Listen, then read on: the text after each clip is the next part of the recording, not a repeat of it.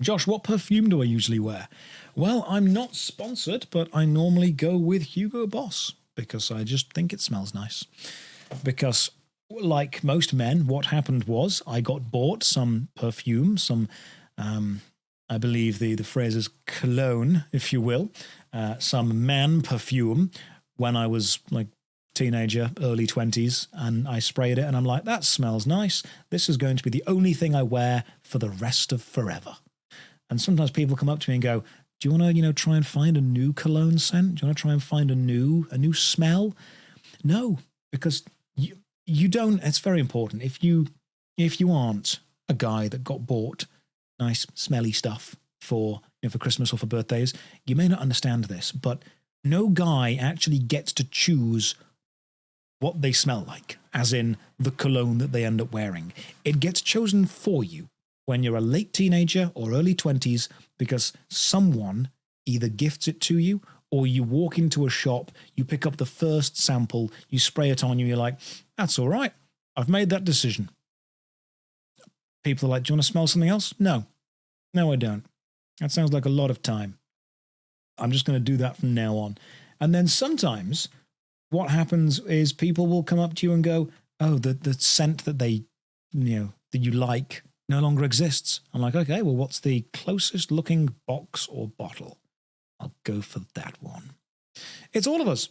It's all of us. No one actively chooses the cologne that they want to have for the rest of their life. It will be gifted to you at some point. It will be given. It will become part of you. It's a ritual. You don't know that you're part of it when it's happening, but it is. It's like socks and underwear for Christmas and birthdays. Yeah, that's what I do. Sometimes I'll look down at my socks and my underwear and I'm like, ooh, these are getting a bit raggedy, a little bit tatty. Can't wait for Christmas or birthday for these to refill themselves. Just don't buy a guy over the age of 15 Lynx Africa for Christmas or birthday, because I guarantee we've got enough. You open the cupboard in the kitchen, just Lynx Africa, piles of it. All the shower gel that you don't use, all the spray stuff that you don't want to use because it reminds you of what it smelled like in high school or in the gym. There's so much Lynx Africa. I used to have a friend called Josh, actually. And Josh was a big part of the local theatre scene. And Josh also happened to be gay. And one day there was a big pride event. And Josh came up to me and said, hey, do you want to get involved with this and do some acting and be on a float and, organize it? And I'm like, hell yeah, without a doubt. And then it turns out that it was also Josh's birthday. And I kind of walked up and I'm like, Josh, what do you want? What do you want me to get you for your birthday? I don't normally do these things. For me, it would just be, I just get someone kind of Lynx Africa. And he looked at me and said, Josh, buying Lynx Africa for a gay man actually counts as a hate crime. So don't do that. And that was the moment that I realized I've probably outgrown it. And I'm very happy that he kind of took me aside and explained that to me. And I'm like, all right, cool. So higher quality stuff from now on, or specific nice smelling stuff. To be fair, Lynx is called Axe in America. I never quite understood why. But no, he was great. I miss him. He was really cool. I think a couple of the guys from that parade, we ended up going to watch Treasure Island at the Royal Theatre in London, which again was awesome. Is it called Axe everywhere else and it's called Lynx in the UK? Was there a weird thing in Spain where they had to rename the toothpaste Colgate because Colgate in Spanish means unalive yourself? I'm sorry, have you not been fed for the last 2 hours while you've been asleep? Do you require sustenance? Do you want food? It's going to stare at me. If I stop paying her... Do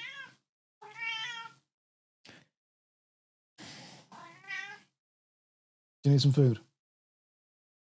Is that a yes? All right, you're pouring at the food thing. Hang on.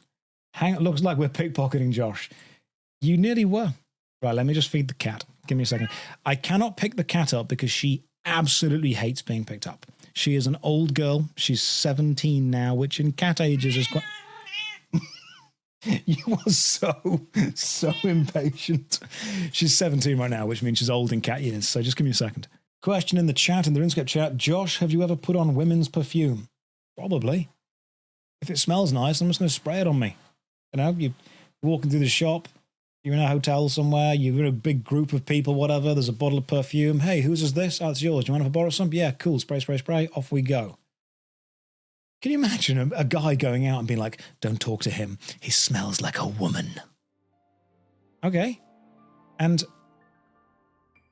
women's shower gel smells amazing. It smells like a jungle. It smells like a cacophony of fruits. It smells like I'm riding through a cloud on a unicorn. Whereas men's shower gel, I'm looking at the flavors. Gun. Black. Steel.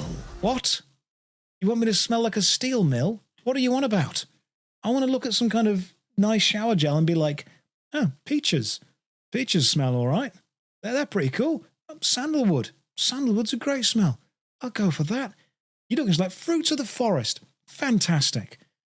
I have never sat down next to someone who smells like grease and gone, God, that's good grease. And I used to work as a mechanic, so I know exactly what grease smells like. It's hard as hell to get out of you.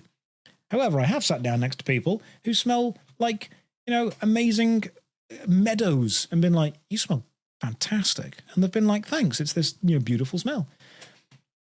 The fact the smells are gendered is quite weird. 10-in-1 shampoo. Yeah, that's what guys get. Like, do you want this 10-in-1 shampoo? It'll clean your hair, it'll clean your skin, it'll unclog your drains. It's also useful as a sauce if you're having some kind of sausage and mash thing. It'll go in your car, it'll remove blood. It does everything you need to do. I'm like, this is just acid. What you've given me here is just thick acid. Okay? This is just a can of Dettol. I don't think this is as safe as you think it is. Yeah. It smells good because it just burns your entire nose off. That's what it does. It smells good because as soon as you sniff it, all those receptors are just gone. You're like, all right, cool. Everything smells like everything now. Fantastic.